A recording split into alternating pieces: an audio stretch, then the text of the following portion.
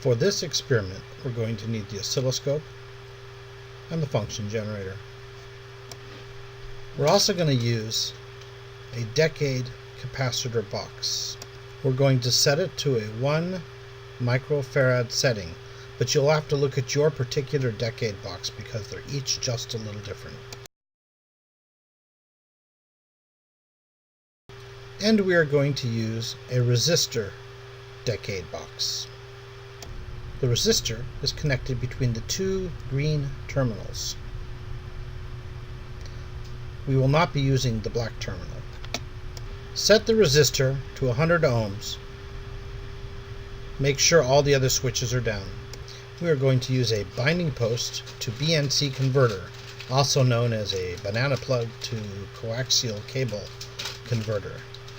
Push it onto the channel. Be sure to push and turn to make sure that you get a good connection.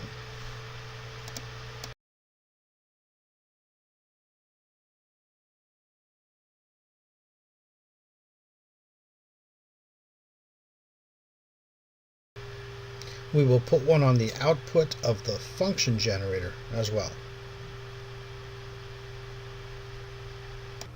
We are going to hook up the following circuit with the capacitor, the resistor, and the function generator, and then take measurements of that circuit with the oscilloscope.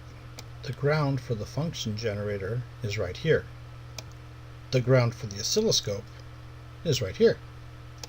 When I plug both the oscilloscope and the function generator into the lab bench outlets, it causes them to be internally grounded, which means they have the same ground. But we want them to have different grounds. We have a fix for that.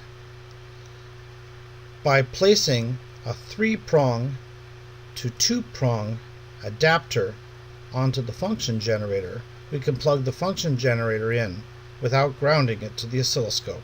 So plug the function generator in after adding the adapter, and go ahead and plug the oscilloscope in too without an adapter. The first wire that we're going to hook up is the wire connecting the black post on the function generator to the right side of the resistor.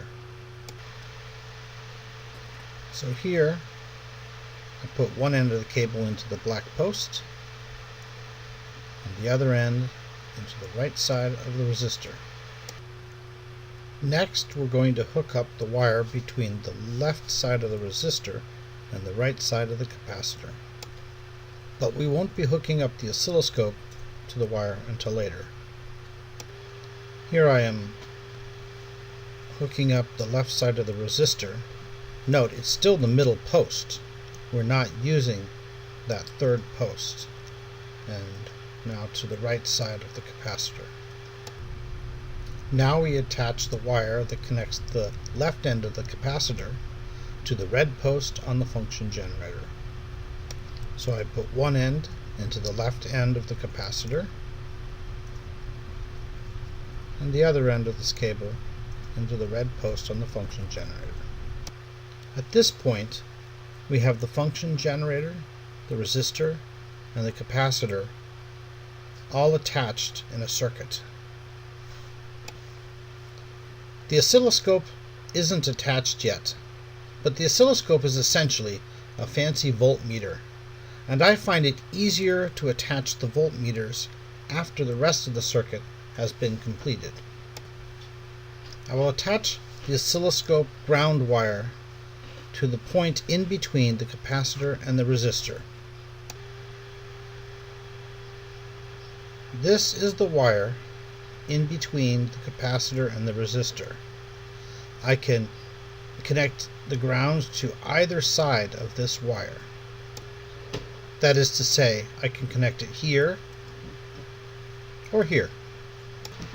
So I'll choose to connect it next to the resistor on the left side, and then I'm going to stick it into either of the black posts on the oscilloscope. The oscilloscope can only have one ground, so once you have put a ground wire into one of the black posts, there's no need to stick one into the other black post because it's all internally grounded. The left side of the capacitor will be connected to the red post on channel 1. I plug the cable into the left post on the capacitor, and I plug it into the red post on channel 1 of the oscilloscope. The last wire connects the right side of the resistor to the red post on channel 2. So here I connect one end of the cable to the right side of the resistor and the other end to the red post on channel 2. Our circuit is now hooked up to the oscilloscope, and we are ready to start taking measurements. I'm going to pull the resistor and the capacitor out of the way to better see the oscilloscope